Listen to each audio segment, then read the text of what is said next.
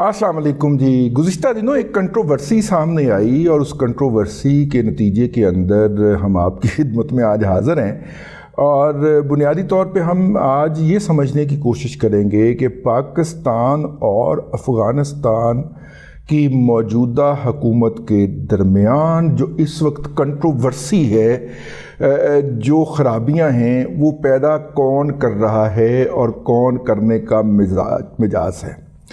عبد المتین کانِ افغانستان کی عبوری وزارت خارجہ کے ترجمان ہیں، اور انہوں نے ایک بیان دیا جو افغانستان کے اندر چلنے والے ٹی وی چینل طلوع کے اوپر نشر ہوا.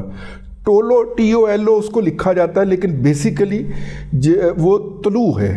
طلوع کے اوپر اس کو نشر کیا گیا، ان کی زبان کے اندر، ان کی آواز کے اندر.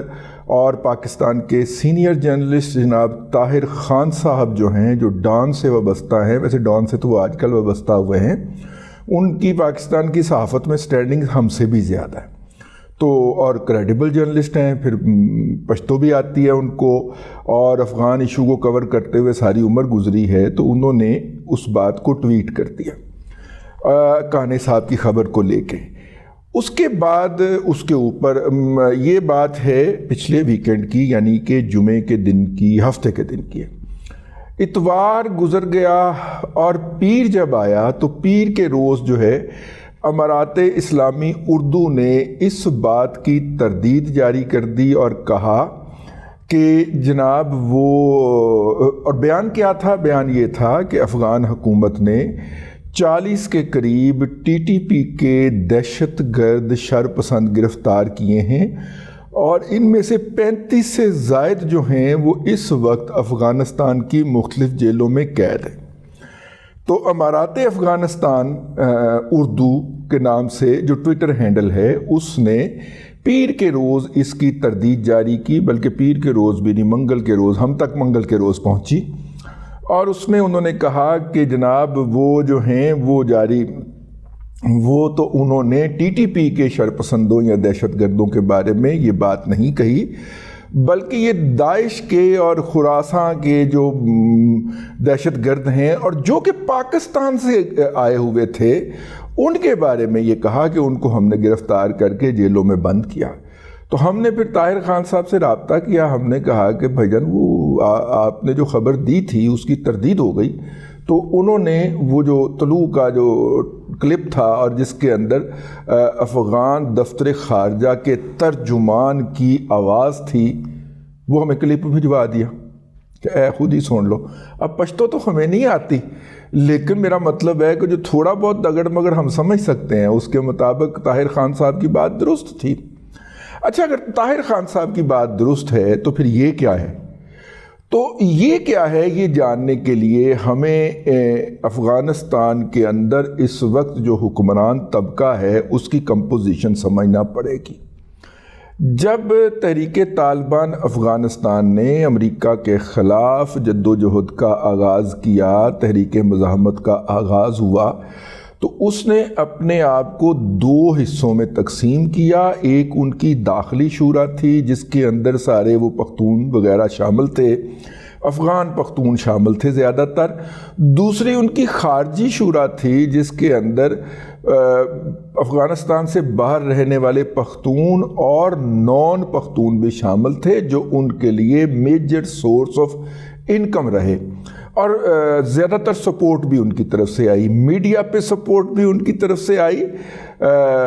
مطلب ماہنامہ افغان جہاد، نوائے اسلام افغان جہاد جو ہے وہ پاکستان سے لاکھوں کی تعداد میں چھپتا تھا اور افغانستان کے اندر اور پوری دنیا کے اندر پھیلایا جاتا تھا. مجھے اس لیے بھی یاد ہے کہ میری بعض تحریریں بھی وہ لفٹ کر کے میری اجازت کے بغیر وہ اس میں چھاپ دیا کرتے تھے. ٹھیک ہے، سانوں کو پوچھے گا تو کہہ دیں گے، سانوں تو کسی نے پوچھے ہی نہیں، تو وہ چھاپ دیا کرتے تھے. اس کے جو ٹیم تھی ان کے اوپر چھاپا پڑتا ہے اور وہ ٹیم جو ہے وہ غائب کر دی جاتی ہے. اس ٹیم کے اوپر کیا گزری کیا نہیں گزری کسی کو نہیں پتا، کس عدالت میں ان کو پیش کیا گیا اور کیا سزا ہوئی، آج کی تاریخ تک میرے علم میں تو کم از کم یہ بات نہیں ہے. یہ وہ مصیبتیں ہیں جو کہ خارجی لوگوں کے اوپر آ رہی تھیں۔ پاکستان میں افغانستان کی خارجی شورا کے بہت سارے ارکان جو تھے ان کے ساتھ پاکستانی اداروں، ایجنسیوں اور پولیس کی آنکھ مچولی جاری رہتی، جس کے باعث ان لوگوں نے پاکستان کے اندر بہت زیادہ مالی طور پہ بھی معاشرتی طور پہ بھی سفر کیا۔ میں خارجی شورا کے ارکان کی بات کر رہا ہوں جو زیادہ تر پاکستان میں پھیلے ہوئے تھے، کچھ ان میں ایران میں بھی تھے، کچھ قطر، UAE اور سعودیہ میں بھی پائے جاتے تھے، ٹھیک ہے۔ اب یہ دو گروپ ہو گئے، ایک جو خارجی داخلی شورا تھی جو کہ جیسے ان کی حکومت آئی تو یہ داخلی شورا کے لوگ جو تھے یہ مختلف عہدوں کے اوپر قابض ہو گئے، اور کسی نے اپنے بچے کو بلا کے اور آگے کر دیا اعلیٰ عہدے کے لیے، کسی نے اپنے بھتیجے کو بلا کے آگے کر لیا، کسی نے اپنے بھانجے کو بلا کے آگے کر لیا۔ تو یہ اقتدار کے اوپر جو ہے وہ مکمل طور پہ قابض ہو گئے اور انہوں نے انجوائے کرنا شروع کر دیا۔ اب یہ خارجی والے تھے، یہ بیچارے سکے رہ گئے، قربانیاں زیادہ ان کی تھیں، سیکریفائس انہوں نے کیا، مالیاتی مدد جو تھی وہ انہوں نے فراہم کی۔ میڈیا کے فرنٹ کے اوپر خاص طور پہ جو سوشل میڈیا امارات اسلامی افغانستان کا جو چلا ہے وہ افغانستان سے کہا تو یہی جاتا تھا کہ ہم افغانستان سے چلاتے ہیں، لیکن زیادہ تر اس کا حصہ پاکستان سے آپریٹ ہوا ہے۔ تو زیادہ امکان یہی ہے کہ جو صاحب یہ امارات اسلامی اردو کے نام سے ٹویٹر ہینڈل یا فیس بک پیج آپریٹ کر رہے ہیں یہ خارجی شورا کے رکن ہیں۔ ان کو وارا نہیں کھاتا کہ افغانستان کی موجودہ حکومت اور پاکستان کے درمیان جو اس وقت تعلقات خراب ہیں ان کے اندر کوئی بہتری کی صورت نظر آئے، کیونکہ بہتری اگر ہو جاتی ہے تو پار والے زیادہ مضبوط ہو جائیں گے۔ پہلے انہوں نے ان کو کم ٹانگ کروائی ہے، پھر وہ ان کو زیادہ ٹانگ کروا دیں گے۔ اندر سے جو آوازیں ابھر رہی ہیں کہ وہ جو اراکین تھے شورا کے وہ سارا اقتدار جو ہے وہ گڑپ کر کے کھا گئے ہیں، اور جو فٹ سولجر تھے یا نیچے کے لوگ تھے ان کے حصے میں کچھ نہیں آیا، ان کو تو کمپنسیشنیں بھی نہیں ملی۔ ان میں سے جو معذور ہوئے تھے وہ کابل کی گلیوں کے اندر اب بھی بھیک مانگتے پائے جا رہے ہیں۔ یہ اندر سے آوازیں ابھر رہی ہیں۔ ان میں سے بعض یہ بھی کہتے ہیں کہ جی ہمیں پل چرخی جیل بھیج دیں، کم از کم 2 وقت کا کھانا تو مل جائے گا، اب ہم آپ کے خلاف تو لڑنے سے رہے۔ تو یہ بھی اندر سے تھا۔ تو یہ امارات اسلامی اردو کو جو تردید کرنے کا فوری طور پہ ہیضہ ہوا کہ جناب یہ تو داعش کے لوگ جو کہ پاکستان سے گئے، یعنی کہ الٹا پاکستان کے اوپر الزام لگا دیا۔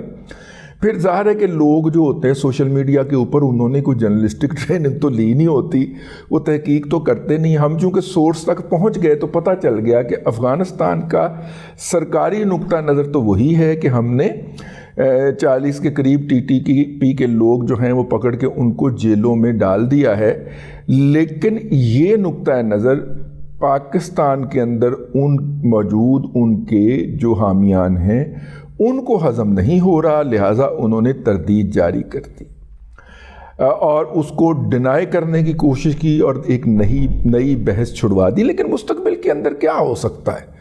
مستقبل کے اندر یہ ہو سکتا ہے کہ جناب، اور یہ صورتحال کیوں پیش آئی ہے؟ یہ صورتحال اس لیے پیش آئی ہے کہ میں پہلے اپنے ایک ولاگ میں عرض کر چکا ہوں کہ امریکہ بہادر نے طالبان کی اپوزیشن کو گود لے لیا ہے، اور یہ دیکھتے ہوئے روس بھی طالبان کی اپوزیشن کی مدد کو پہنچ گیا ہے۔ چائنا نے بھی ان کے اوپر ہاتھ رکھ دیا کہ کہیں یہ ایکسکلوسیولی امریکیوں کے ہتھے نہ چڑھ جائیں۔ اور طالبان کی جو اپوزیشن ہے ان کے چونکہ میجر ورک فورس اس وقت پارک ہوئی ہے پاکستان کے اندر، یعنی جو 28,000 کے قریب لوگ افغانستان سے بھاگ کے انہوں نے پاکستان میں پناہ لی ہے، یہ تو وہ ہیں نا جنہیں امریکیوں نے گنتی اور شمار میں لائے ہیں۔ کچھ اس شمار اور گنتی کے بغیر بھی آ گئے ہیں، اور یہ جو ہیں جو کہ کابل کے اندر قابض حکومت کے اندر شامل تھے، یہ وہ لوگ ہیں جو کہ این ڈی ایس کے لیے کام کرتے رہے ہیں۔ این ڈی ایس کی جو تھی وہ تشکیل جو تھی وہ را نے کی تھی۔ یہ را میری تعمیر میں مضمر ہے ایک صورت خرابی کی۔ بھئی ان کی تربیت یہ ہوئی ہے کہ پاکستان کو ڈیمیج کیسے کرنا ہے، ٹھیک ہے نا۔ تو وہ اوپر سے وہ پاکستان میں آ گئے، تو پھر پاکستان کے اندر مختلف جگہوں کے اوپر ٹارگٹ کلنگ شروع ہو گئی، اور ہم نے دیکھا کہ جہاد کشمیر سے ماضی کے اندر منسلک جتنے لوگ تھے ان کو چن چن کے پاکستان کے ہر خطے، ہر کونے کے اندر قتل کیا جانے لگا۔ تو پاکستان نے فوری طور پہ کہا کہ ان کو واپس لے کے جائیں۔ تو آپ نے دیکھا وہ ٹارگٹ کلنگ کا سلسلہ رک گیا، آپ نے غور نہیں کیا۔ یہ ٹارگٹ کلنگ بڑی فریکوینٹلی شروع ہو گئی تھی، کراچی میں ہوئی، قصور میں ہوئی، لاہور میں ہوئی، مظفر آباد میں ہوئی، پنڈی میں 2-3 ہوئی ہیں۔ یہ وہ لوگ تھے جو کبھی ماضی کے اندر نا جو ہے وہ افغان جہاد کے ساتھ، کشمیر جہاد کے ساتھ ایکٹیولی ایسوسیٹ کرتے تھے اپنے آپ کو۔ ان کو چن چن کے ایلیمینیٹ کرنا جب شروع ہوا تو پاکستان نے نعرہ مستانہ لگا دیا کہ امریکہ بادر اے اپنے ایجنٹ، اپنے چمونے لے جاؤ یہاں سے۔ تو فوری طور پہ وہ ٹارگٹ کلنگ رک گئی۔ تو اس سے آپ اندازہ کر سکتے ہیں کہ وہ کیا تھا۔ بہرحال لیکن جو موجودہ سچویشن کو سٹینڈ سٹل پہ رکھنا چاہتا ہے وہ عنصر ہے جسے ہم افغانستان کی خارجی سپورٹ یا خارجی شورا کے ارکان کہہ سکتے ہیں، کیونکہ ان خارجیوں کو میں معذرت چاہتا ہوں، یہ خارجی شورا کے لوگوں کو اقتدار میں سے کوئی ایک آنے کا حصہ نہیں ملا، بلکہ ان کے جو عزیز، ان کے جو قریبی رشتہ دار، بھائی، بیٹے جو تھے وہ اس قصور کے اندر اس وقت اٹھائے گئے امریکیوں کی فرمائش کے اوپر کہ چونکہ یہ تحریک طالبان افغانستان کو سپورٹ کرتے ہیں، وہ جیلوں میں سڑ رہے ہیں، اور ان کی رہائی کے لیے افغانستان نے کبھی بھی پاکستان کی حکومت سے ایک لفظ بھی نہیں پھوٹا کہ دیکھیے اب تو آپ کی افغانستان کی پالیسی تبدیل ہو گئی ہے، آپ نے امریکہ کو گڈ بائی کہہ دیا ہے، اب تو ان بیچاروں کو رہا کر دیں۔ ان کی رہائی مستقبل قریب کے اندر، یعنی 2.5 سال ہو گئے ہیں، افغانستان کی حکومت نے ایک دفعہ ٹوٹے منہ سے بھی نہیں کہا کہ ان کو رہا کر دیں۔ بالکل ایسے ہی جب افغانستان کا سودا پاکستان میں بیچنے والے کہتے تھے کہ دوحہ مذاکرات کے اندر عافیہ صدیقی کا ایشو اٹھایا جائے گا، عافیہ رہا ہو جائے گی، ان کے جتنے بھی یوٹیوبرز ہیں وہ آپ کو یہ بتاتے ہوئے پائے جاتے تھے 2.5 سال سے افغانستان کا ملا ہیبت اللہ اخونزادہ صاحب سے لے کے نیچے فٹ سولجر تک سارے گونگے، بہرے، بولے ہو چکے۔ سمم بکمن امیوم فہم لا یرجعون، اللہ تبارک و تعالیٰ نے انہی لوگوں کے بارے میں کہا تھا۔ آپ نے دوحہ مذاکرات کے بعد ان کے منہ سے عافیہ صدیقی کے حوالے سے سرکاری یا غیر سرکاری طور پہ کوئی ایک لفظ سنا ہو تو میری رہنمائی ضرور کیجیے گا۔ لیکن اصل مسئلہ یہ ہے کہ اب مسئلہ یہ پیدا ہوتا ہے کہ یہ خوارج جو ہیں یہ کیوں چاہتے ہیں کہ یہ ٹینشن برقرار رہے؟ اس کی وجہ یہ ہے کہ انہی خوارج میں سے بعض لوگ جب ڈیویٹ کرتے ہیں تو وہ داعش کی گود میں جا کے گرتے ہیں، اور پاکستان نے امریکیوں کو یہ سودا بھیج لیا ہے کہ ہمیں آپ ان کے ساتھ 2 ہاتھ کر لینے دیں، آپ اپنی روایتی منافقت کے ساتھ جو ہیومن رائٹس کا کوڑا لے کے چڑھ دوڑتے ہیں اس کو ذرا سائیڈ پہ رکھیے گا، ہمیں ذرا ان سے نپٹ لینے دیں، انہوں نے آپ کو بھی پھینٹا لگایا ہوا۔ تو جب وہ ایکٹ کریں گے تو زیادہ تر ان کی زد کے اندر یہ خارجی لوگ آئیں گے جو پاکستان کے مختلف علاقوں میں پائے جاتے ہیں۔ غیر قانونی طور پہ بغیر دستاویزات کے پاکستان میں مقیم افغان تو آئیں گے ہی آئیں گے، یہ بھی ساتھ میں رگڑے جائیں گے، اور ان کی اچھی خاصی تعداد ہے۔ میں نے کہا یہ صورتحال نئی جو میری نظر کے اندر آئی ہے وہ آپ کی خدمت میں عرض کر دوں. اللہ تبارک و تعالیٰ آپ کو آسانیاں عطا کرے اور آسانیاں خلق خدا میں تقسیم کرنے کی توفیق عطا کرے.